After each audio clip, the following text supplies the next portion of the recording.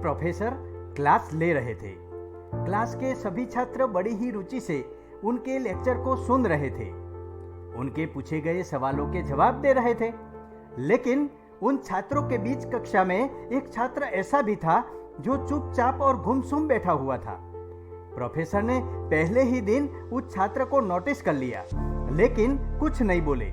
लेकिन जब 4-5 दिन तक ऐसा ही चला तो उन्होंने उस छात्र को क्लास के बाद अपने केबिन में बुलवाया और पूछा, तुम हर समय उदास रहते हो, क्लास में अकेले और चुपचाप बैठे रहते हो, लेक्चर पर भी ध्यान नहीं देते, क्या बात है, कुछ परेशानी है क्या?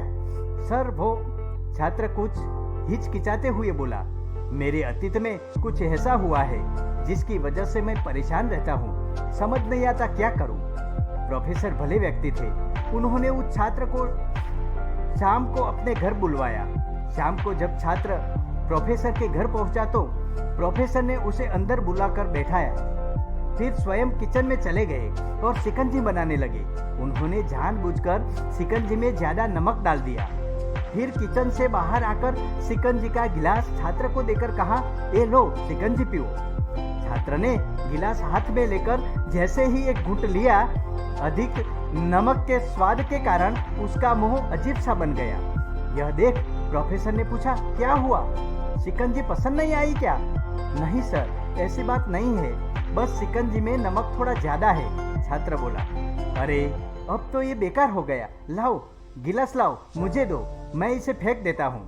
प्रोफेसर ने छात्र से गिलास लेने के लिए अपना हाथ बढ़ाया, लेकिन छात्र ने मना करते हुए कहा, नहीं सर, बस नमक ही तो ज्यादा है, थोड़ी चीनी और मिलाएंगे तो स्वाद ठीक हो जाएगा। यह बात सुन प्रोफेसर गंभीर हो गए और बोले, सही कहा तुमने, अब इसे समझ भी जाओ, ये शिकंजी तुम्हारी जिंदगी है, इसमें धुला अधिक नमक तुम्हारे अतीत के बुरे अनुभव है।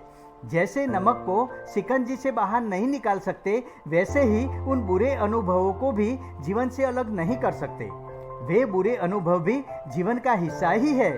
लेकिन जिस तरह हम चीनी घोलकर शिकंजी का स्वाद बदल सकते हैं, वैसे ही बुरे अनुभवों को भूलने के लिए जीवन में मिठास तो घोलनी पड़ेगी ना। इसलिए मैं चाहता हूँ कि तुम अब अपने जीवन में मिठास घोलो। प्रोफेसर की बात छात्र समझ गया और उसने निश्चय किया कि अब वह बीती बातों से परेशान नहीं होगा। ऐसी नई कहानी सुनने के लिए समन्वय स्टोरी चैनल को सब्सक्राइब कीजिए। जय भारत।